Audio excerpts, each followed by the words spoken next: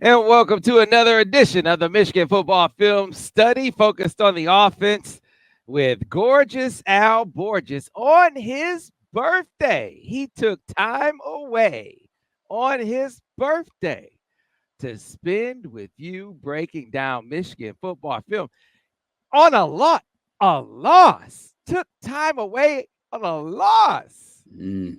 That's how much he values you and these film studies. Al, I just gotta start out saying thank you, man, for taking time away on your birthday. Happy birthday, by the way. Well, Sam, to you it might be my birthday, but to me it's Tuesday.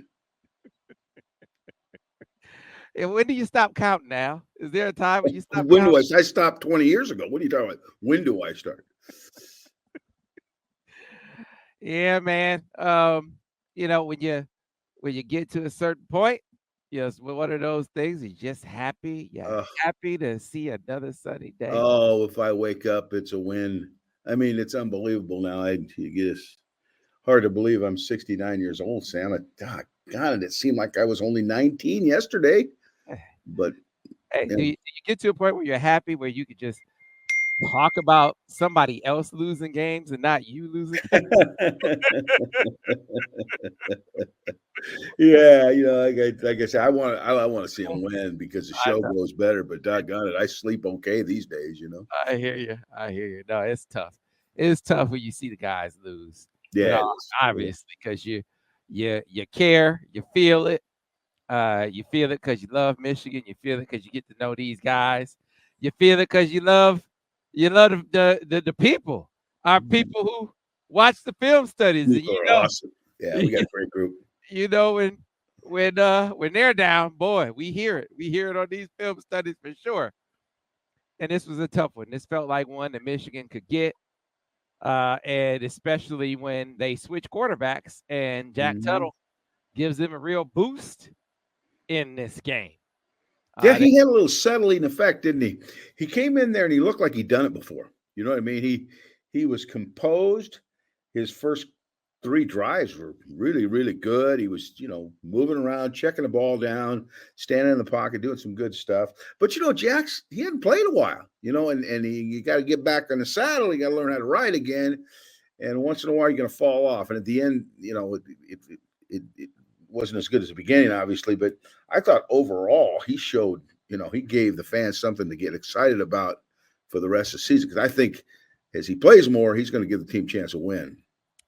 yeah, if they can get it back to where they can play some complimentary football, sustain Hmm. some drives, Yeah.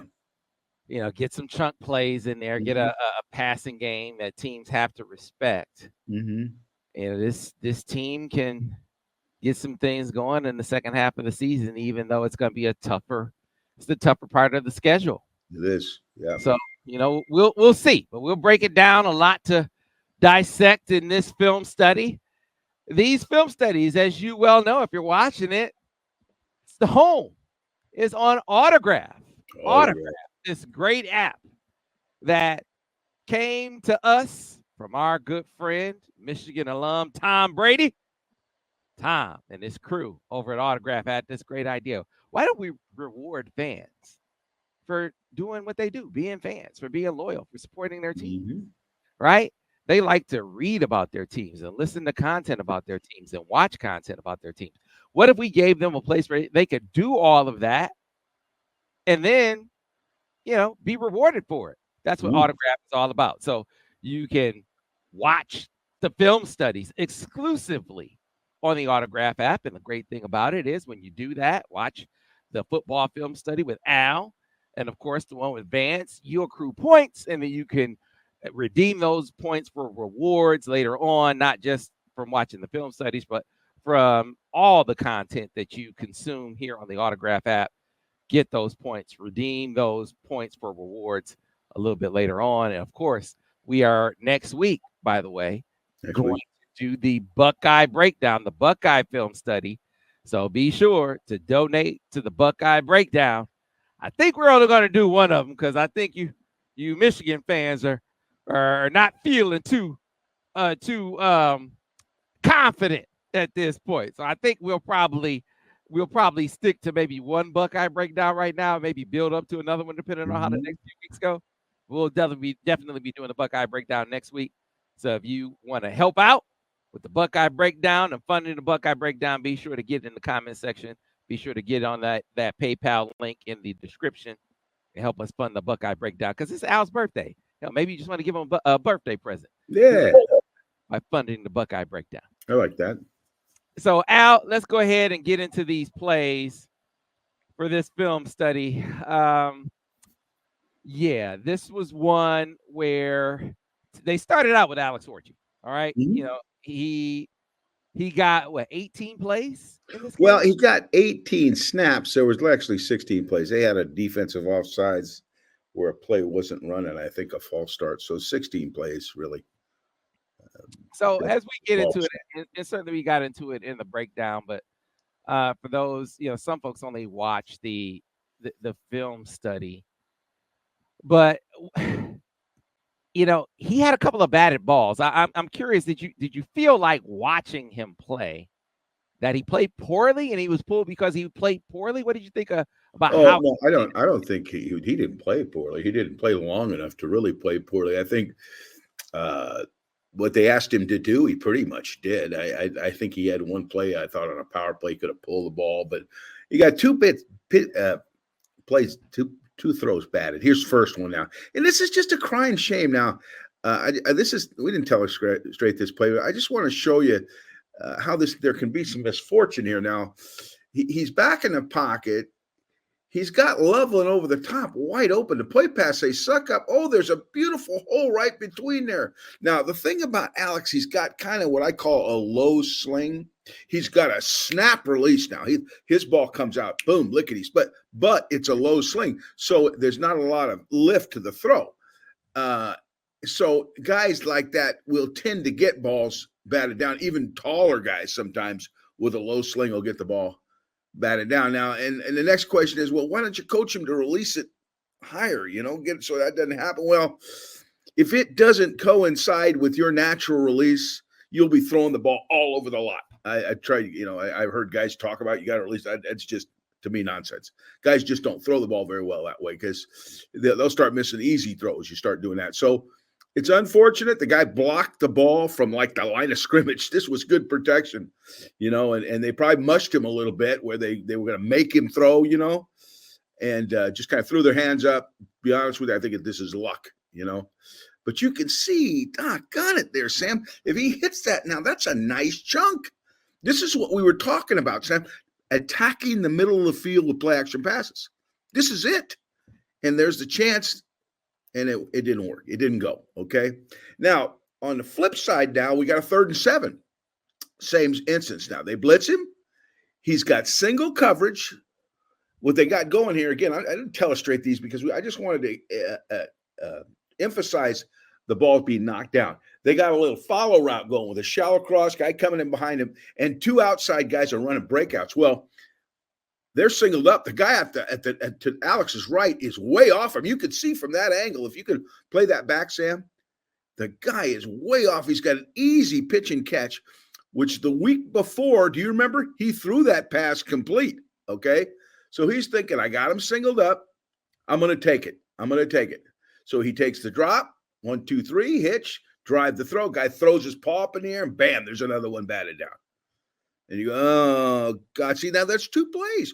One would have kept a drive going. One would have taken a big chunk, right? And the other would have kept a drive coming. This is 3rd and 7. He's got an easy completion. And that ball's batted down, and Khalil does a great job in pass protection of slowing that guy down. He just throws his hand up, and it happens, I guess. I mean, I watch this happen to great quarterbacks.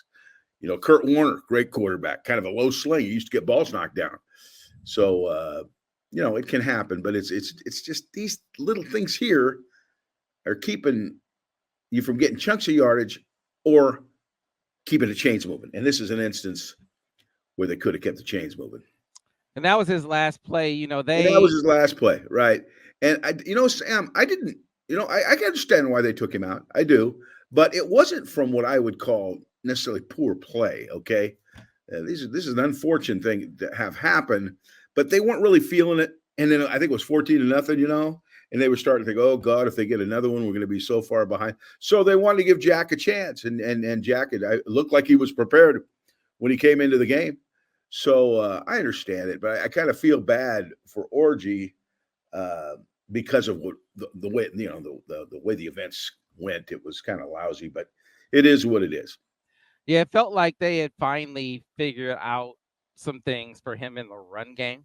Mm-hmm. They did. A plan for him in the run game after a couple of weeks, because Yeah. it was clearly a work in progress for them from that standpoint. Yeah, 2+1 runs, which we talked about, right?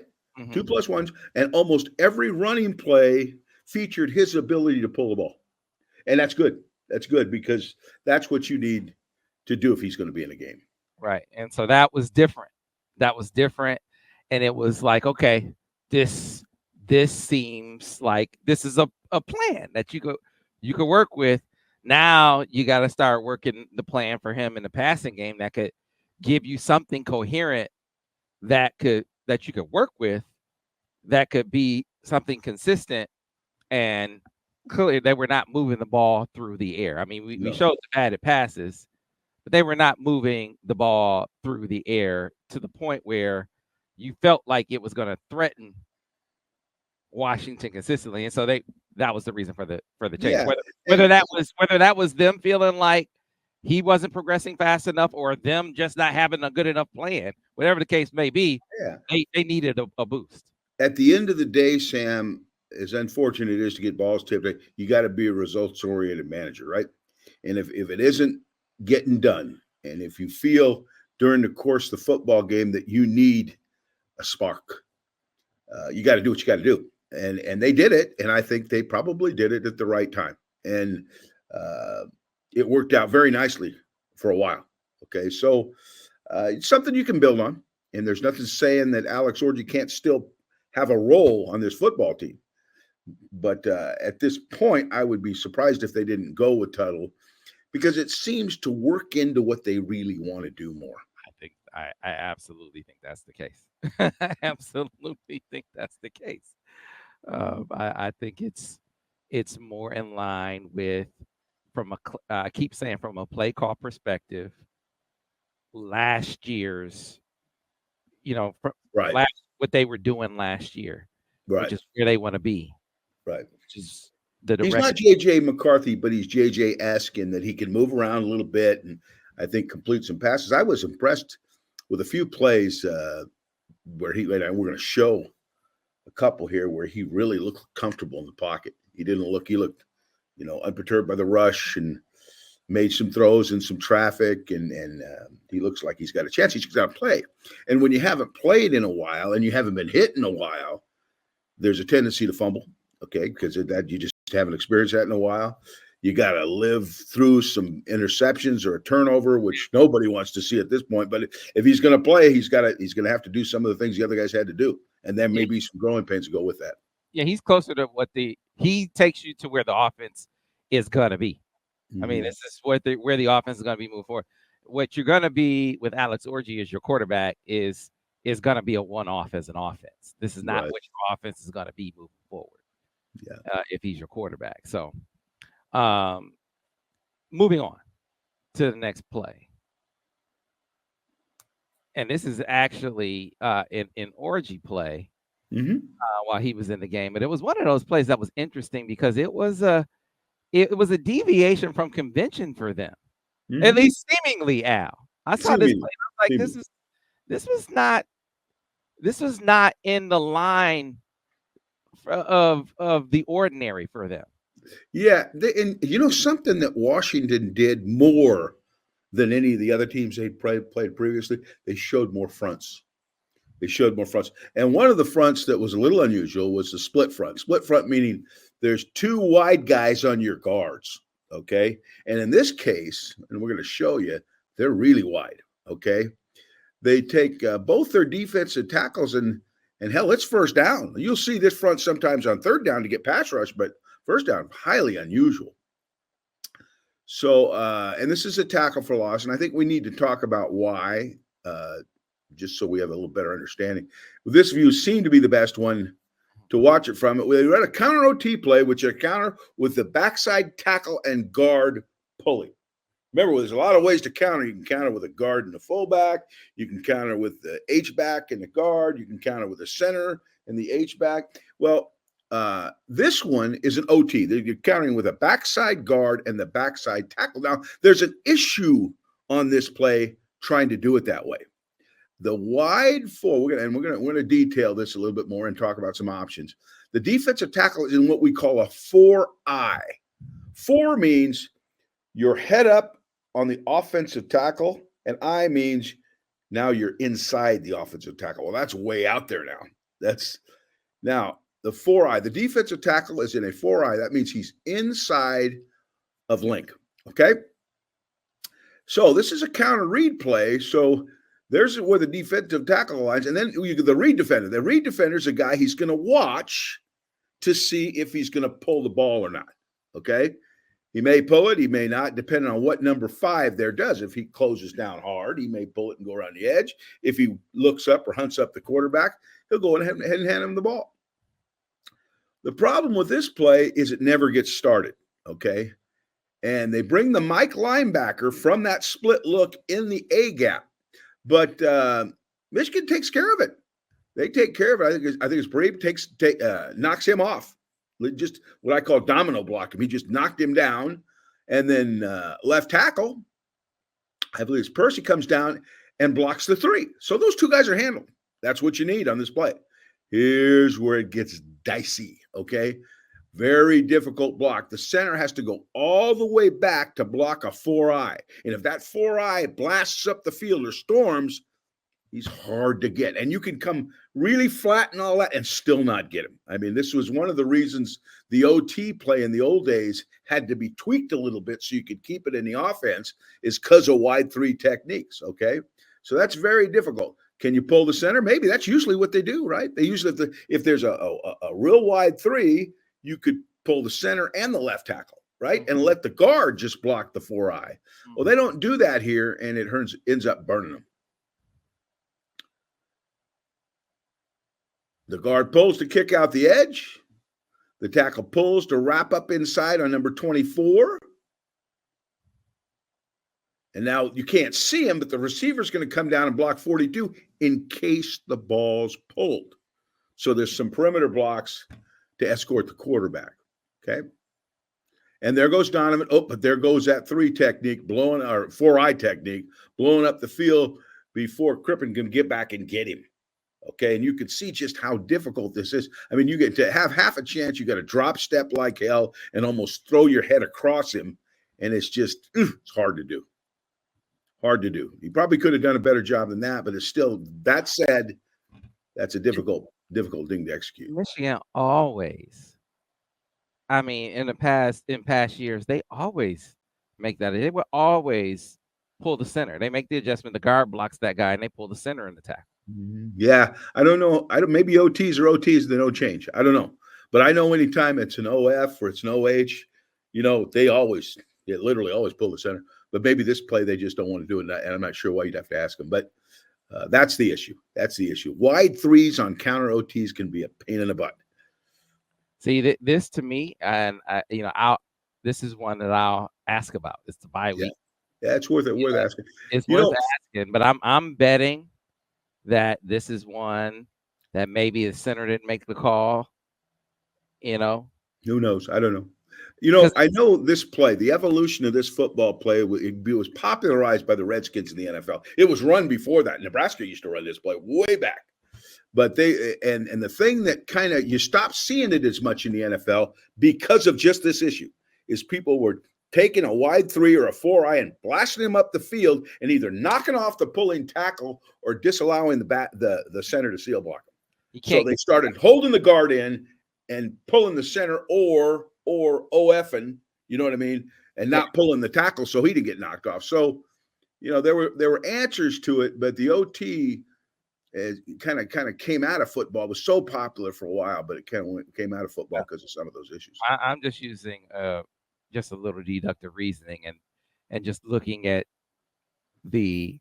how regularly they make this adjustment, and to Mhm. think that they wouldn't in this instance. I mean, the law, how often they say that we can't get that guy, Mhm. and then to think that they could, the odds of that they would get this guy. This is a really hard freaking block to Yeah. think that he's gonna get all the way over a man and a half to get this guy. Damn Yeah. near impossible block. Yeah, I'm sure there might be some centers that can do it, but they're the exception rather than the rule. Yeah, Oluwatimi's not walking through that door, and they didn't ask Olu to make this block. No. They didn't ask Cesar Ruiz to make this block. And that's a first and second round pick we're talking about.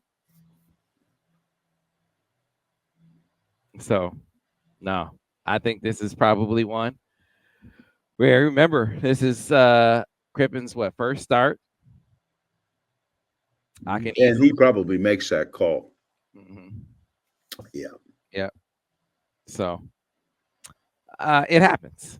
It happens. I'm betting that this is one of those that they missed the call. Missed the call on it. So, this is what a bye week is for, I think. I'm just guessing. I don't know. I'm just guessing now. Mm-hmm. Based on bye weeks are always a great opportunity to shore things like that up, and in their case, really work on that passing game, particularly if in fact there's going to be a new quarterback. Yep. All right. On to the next one, Coach Borges. Let's get another play in here. Another telestration. Okay, let's watch a good play. Sam, we watch balls getting batted down, four eyes storming up the field. Let's watch a good play. All right, this is let's see what's the title. We see the title yet? Yeah, G lead. We know the G lead, Sam. We know that play, huh? We've talked about it, but I don't think I've illustrated one this year. G lead versus under, which means the front is overshifted towards the tight end. The nose is shaded toward the tight end. They're bringing the Sam linebacker, the strong outside linebacker, off the edge and playing cover three. Okay.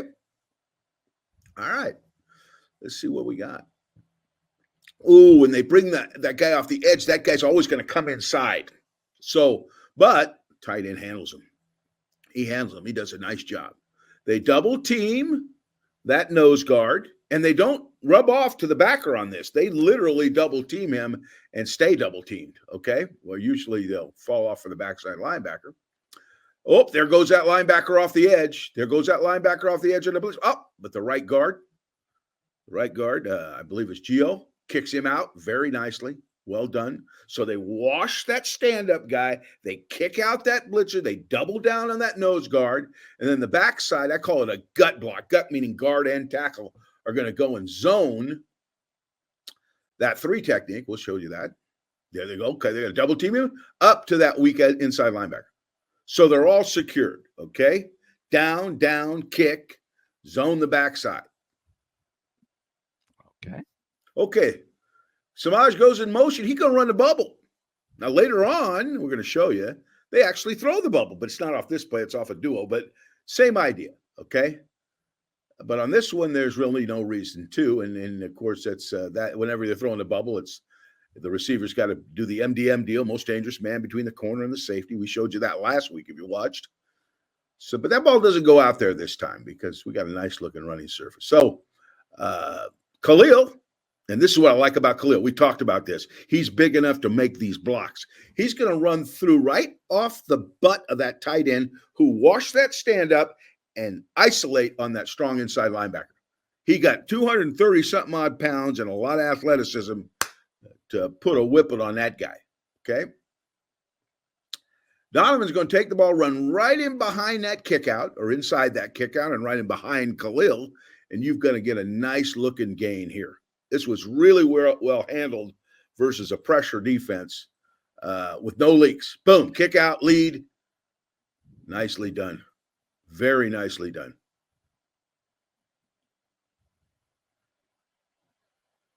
And what might even be a better perspective is this. Watch him wash 52. Boom. Khalil hits 11. Like to see him finish that a little better, but we got good impact. Play See, got started. you worry that when you take Bredesen off the field that you might lose something, but Khalil, you can Oh still no, he's capable. He's Khalil capable. He's is very capable. capable. Can Now, still do Sam, he that. doesn't have to do it all the time because you got Bredesen, right? Mhm. But here and there, if you can get both those dudes on the field at the same time, that's good stuff because you Yeah. don't know who's getting the ball. And Khalil is capable of doing some of the stuff Bredesen does. So I love this group. This is a good group. You got a fast guy for the bubble. You got two backs in the backfield. Both of them are big play threats. Good looking play. Well schemed. Well done. Yes, sir. Yes, sir. Yes, sir. Yes, sir. I like it. Hopefully that's something in the bye week they're working on, getting those more of that personnel grouping, those two on the field together, more Donovan in the passing game. Yeah, figuring how to get your most explosive personnel on the field more often. Absolutely.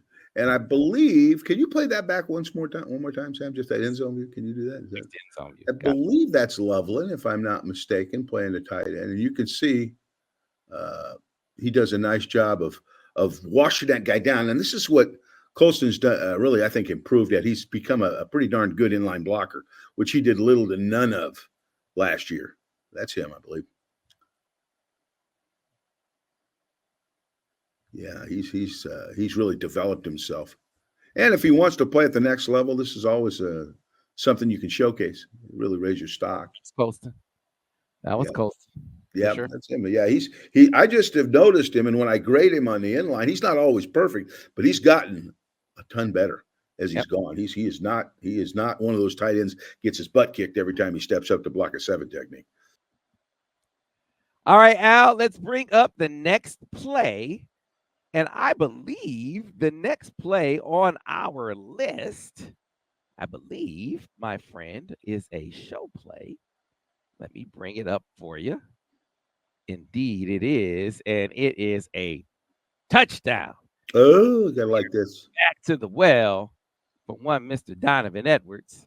He loves this play, and he actually scored on it was a duo. I don't think it was a duo kick. But he did score on a duo in the championship game versus Washington. Oh, it actually was. This is duo kick. Yeah. This is duo kick. He's got a nice burst. See, that's vintage Donovan Edwards. He sees it, hits it, and just blows him away. Now, the good thing about this play now is there's really kind of two off the edge on it, Sam. And the kicker kicks the first one, and the quarterback holds the second one. Watch this, Sam. See that? See that? Now, if that wasn't in gun or in pistol, that guy could have indiscriminately closed and stopped this play. But Jack poses enough of a threat as a runner, obviously. Otherwise, they wouldn't be so obsessed with stopping him. But see that wide guy stopping his tracks and look him up. That's right. Right now, the kicker kicks the guy out.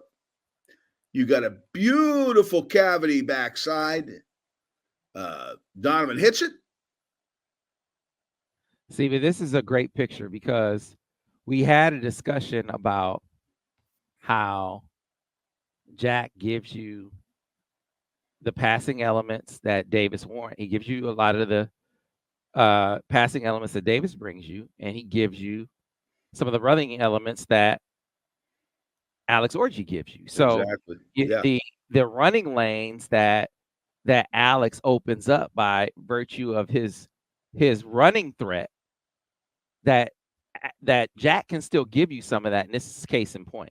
Yes, this is a case in point. He may not be as good a runner as Orji, I don't know, but he can get the defense's attention. Right. And that's what makes plays like this go. Again, run that same play under center, and that outside guy's an issue. But because it's pistol or it's gun, now they have to be aware of the quarterback pulling the ball.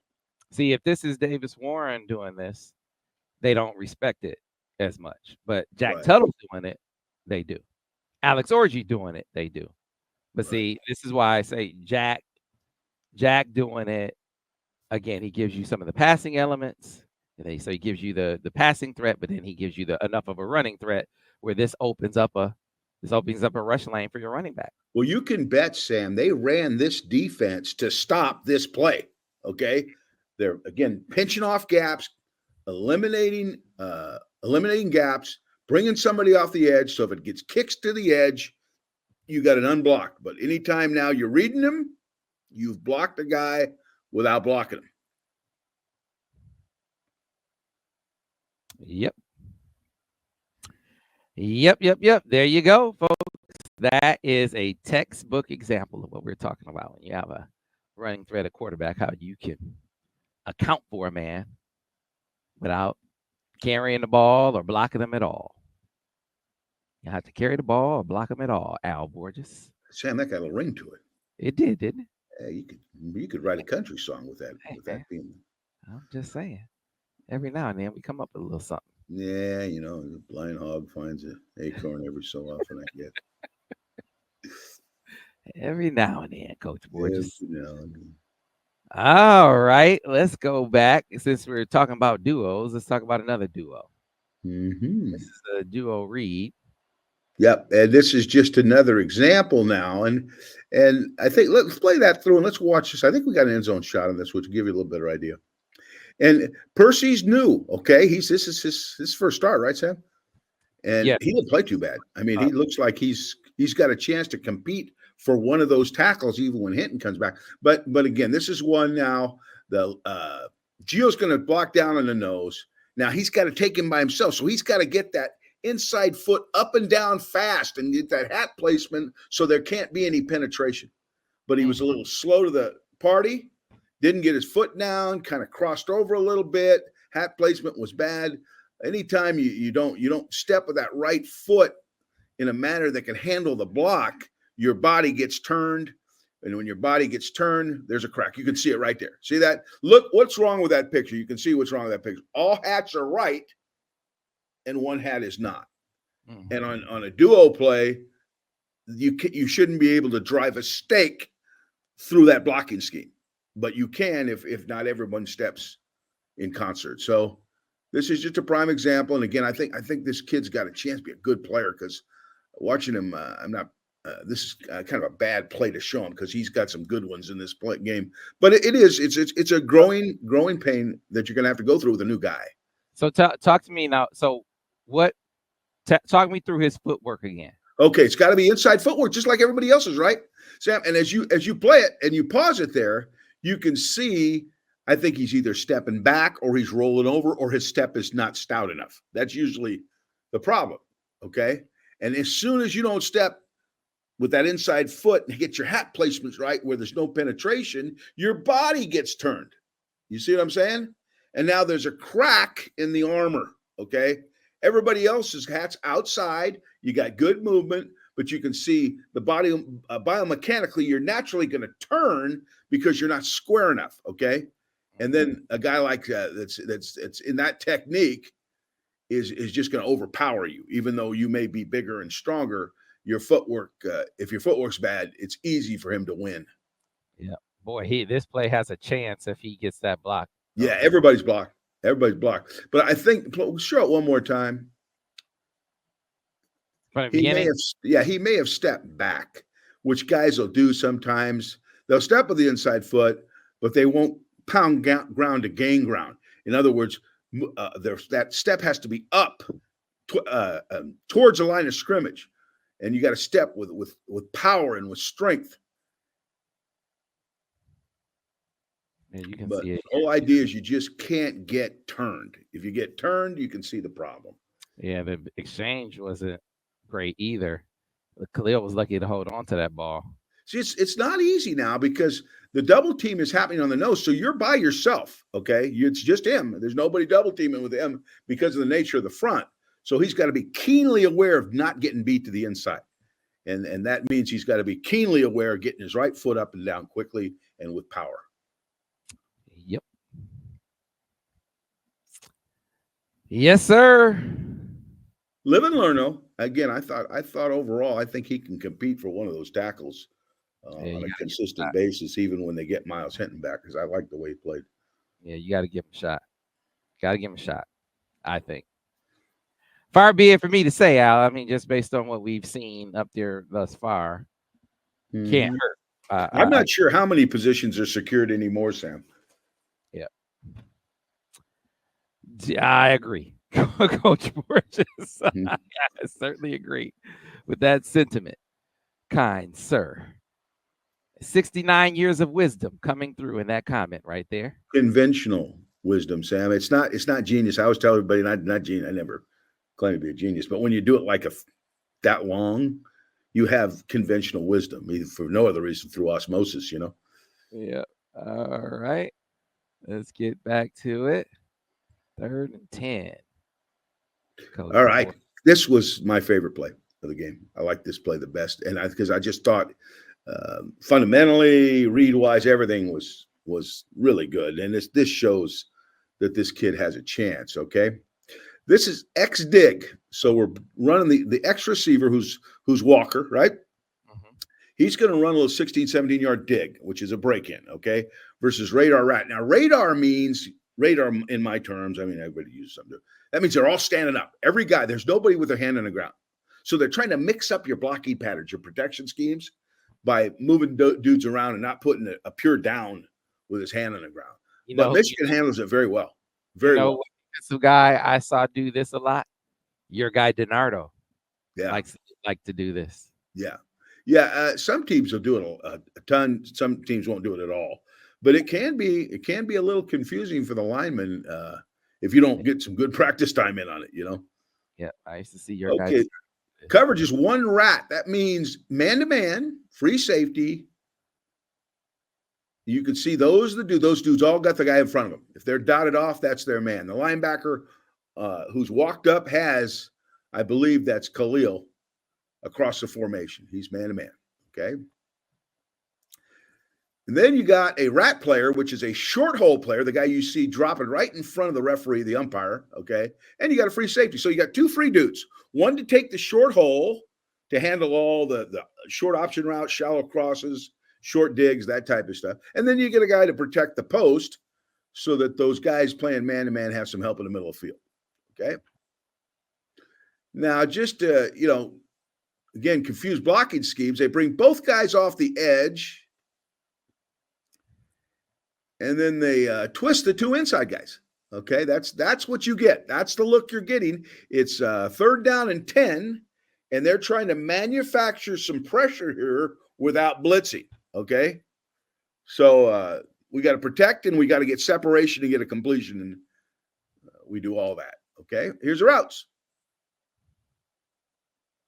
Okay, outside receivers running the dig as I talked about, and you got a little crossing route coming from the slot, and Loveland running the out. Now, if you watch his helmet, the first place he looks is to Loveland. He's looking to Loveland on that, and Loveland's actually open. I don't know what dissuaded him from making the throw, but sometimes you don't see everything he sees. He's got a little different perspective sometimes. But he does a really nice job, Sam, of pushing the pocket, getting in the fight, climbing, and finding Walker over the ball. This is really, really nicely done. And there's where it's thrown for a 22-yard gain. Move, drive it. Ball. There you go. Got his hips through the throw. He drove the throw nicely. If you watch his eyes now, and the wings on the helmet kind of tell you. See, he's looking out there to Loveland, doesn't like it, comes right back to the middle and fires a strike to Walker for a 1st down. See his eyes?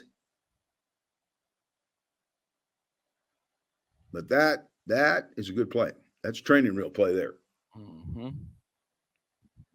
But that one again, if they can get something out of Marion Walker, he is all the physical talent in the world. And a nice target, Sam. Nice big target, deep threat potential.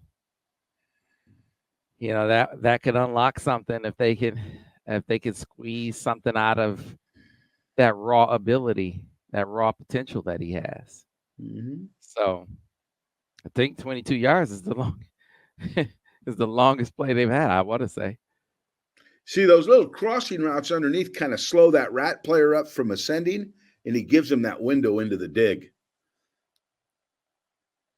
You can see Khalil slipping through the line of scrimmage. He crosses.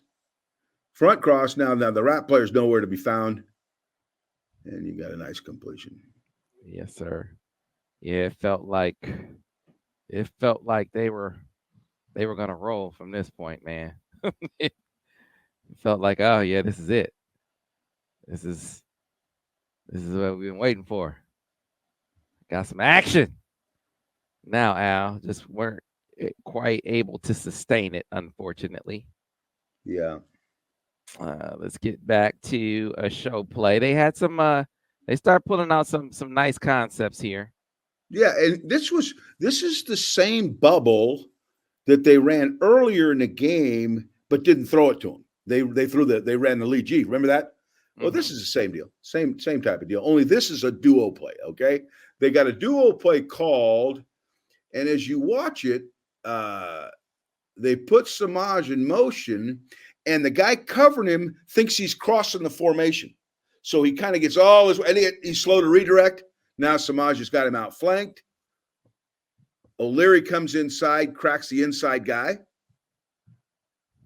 Jack sees, and again, this is quarterback now, sees that the guy's trailing Samaj. He sees he's trailing him. So I got to throw that. That's a winner there. That's a winner there. I'm not going to hand the ball off. Boom. But that is a form of RPO or run control, whatever you want to call it, and well executed by the quarterback.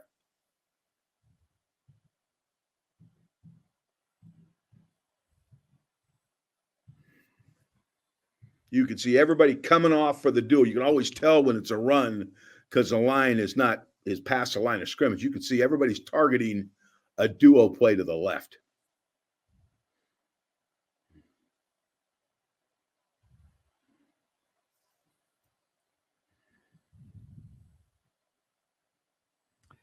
Man, how did they ever convince the rules makers to say, yeah, you can block 3 yards down the field?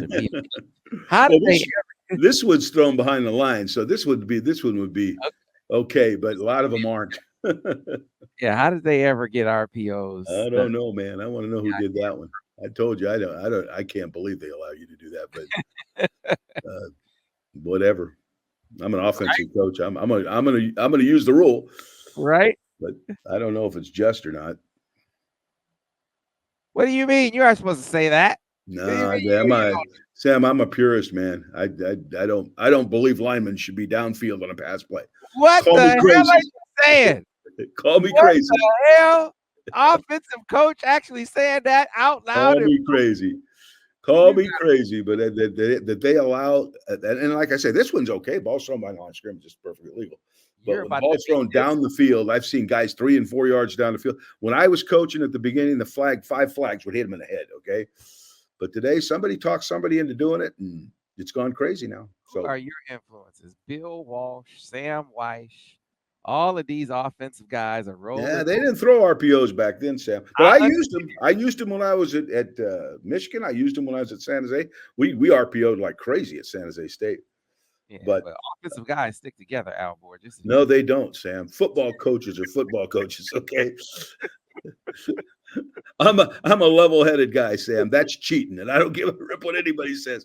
The defensive coaches are all go, hey, we got a guy that thinks that way. I know, but I don't care less about the defensive coaches. I care about the damn rules, okay?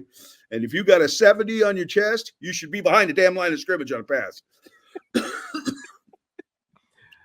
Okay, I've just never heard an offensive coach hang with the defensive guys like that. No, I don't. I could care less about that, but I'm just like I said, I'm a purist.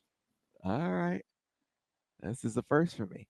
I don't have any special love for defensive coaches. Trust me, okay. All right, on to the next one. This is a telestration, Al Borges, and this was an improv play that. Maybe didn't have to be an improv play. Didn't have to be an improv play. Al Borges, I'll take it. I'll take it. But this is, well, let's explain it, okay? This is a double cross, 2 guys crossing, okay? Chop is a corner blitz. That's what I call a corner blitz. 0 is 0 coverage, but it's a busted coverage. I guess it's 0 coverage, but it's not run right. You're going to see why here in just a second. Okay, Fred goes in motion, all right, cross formation. And the safety follows him. Okay. He's got him. Well, that's all looks good right there.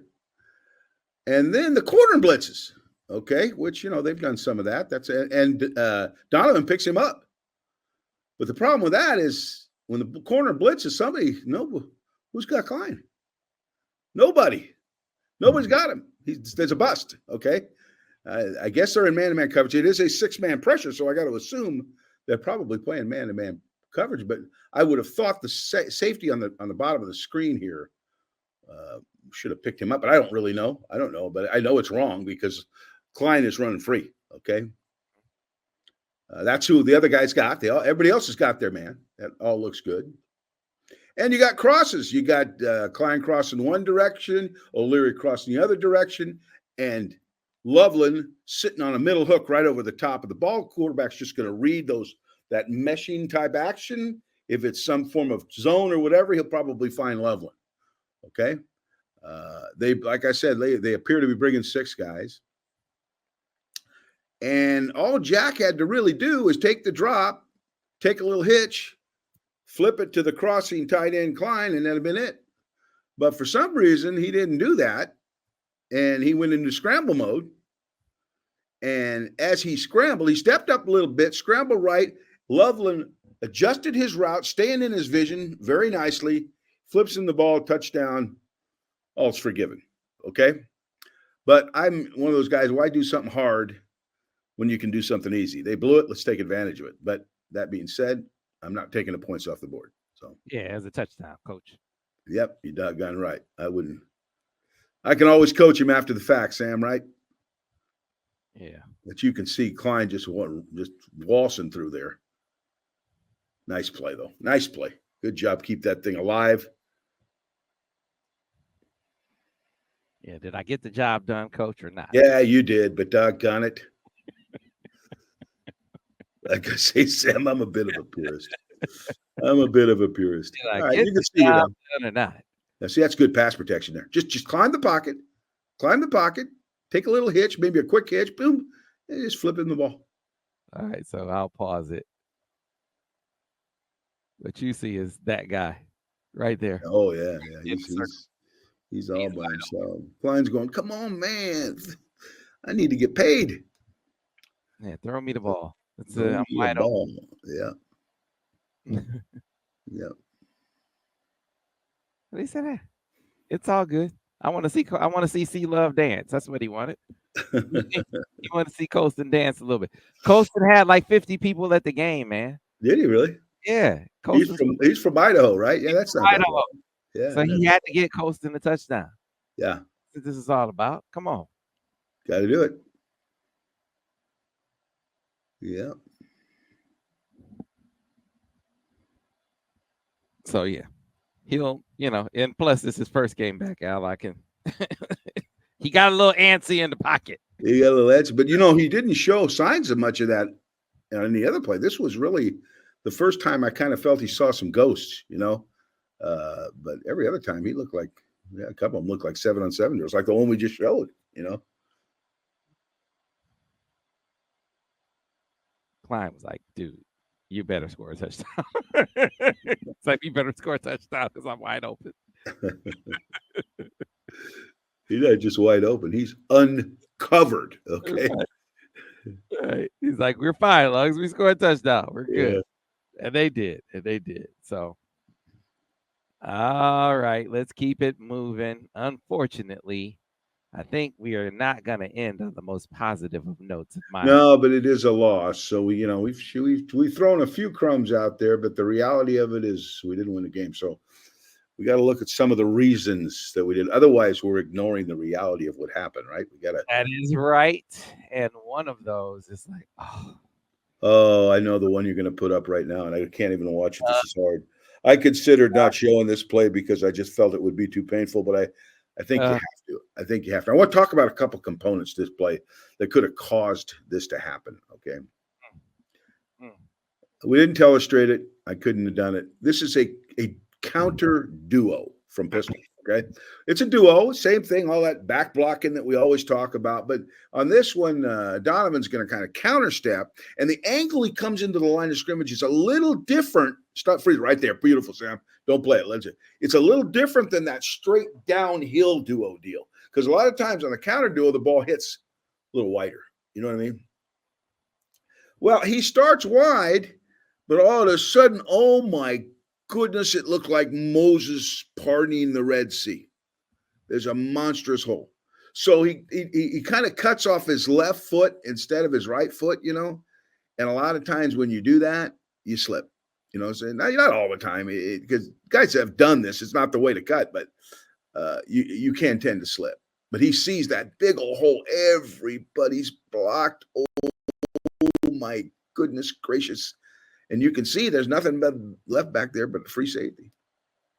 So let that go, and let's go ahead and commiserate here a little bit. You gotta be freaking kidding me. Oh, You gotta be freaking kidding me. You got to be freaking kidding me. No, this is the way this game was. This is a freaking touchdown. There's the counter step. He starts for the lead. Everybody's booked, Sam. Everybody's in the book, but CG kind of tries to cut off that left foot, and then his right foot tries to catch up, and oh goodness. He is going to dust that guy. He is going to dust that guy. Yeah, that's painful. That's painful. But look at the great job the line did. You know, this is like watching. This is the way this game went somewhat. You know, wide open guy over the middle, ball gets tipped. Open receiver to the outside, ball gets tipped. Big old hole, we slip and fall. So, we got to catch. Our luck will catch up if we keep working at it. I'm telling you, we're getting some kind of bad luck sometimes, but it'll catch up if we keep working at it. Make our own luck, Hey, this is one of those, Murphy's Law kind of deals. Yeah. Kind of feels like, right? Yeah. When you see something like that where the turf monster gets him. Yeah. This is like anything that can go wrong will go wrong. Yeah. And this one, that's getting a little bit the way the season's gone to a degree, but this one's a crying shame. Ooh. That's a touchdown, I think. Yeah, well, it's him and a free safety. It's a chunk. Make no mistake. It's a chunk. I think he's going to dust this dude. Yeah. I think he's going to dust this dude. So it's unfortunate because, I mean, when you think about it, and when I say Murphy's Law, they get the ball back, obviously.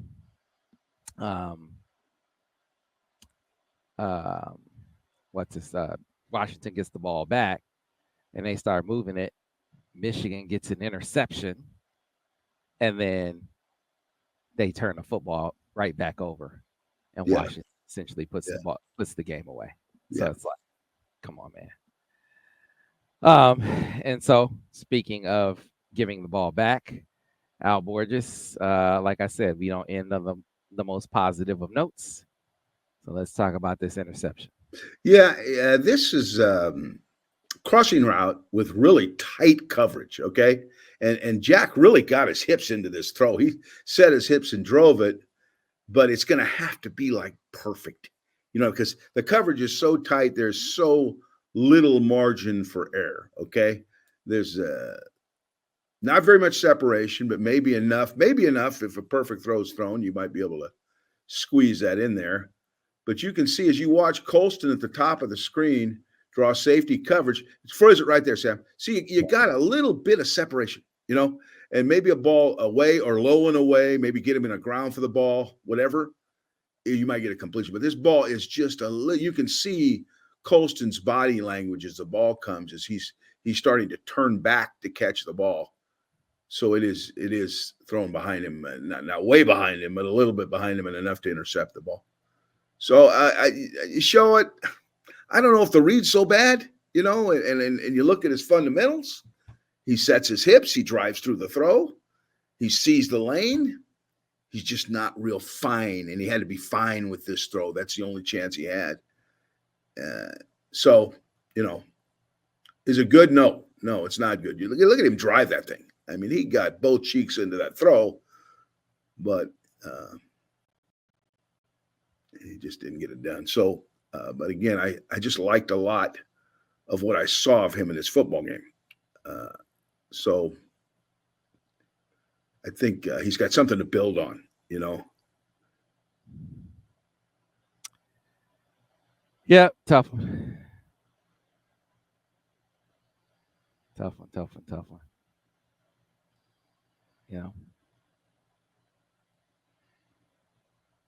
The positives are, like I said, he gives you some of the running elements. We saw that. He gives you a passing threat. Gonna have to take care of the football, but I think we can reasonably say, and not just be pie in the sky. I think we can reasonably say that you can chalk some of this up to he's been absent for a while. The fumble for sure.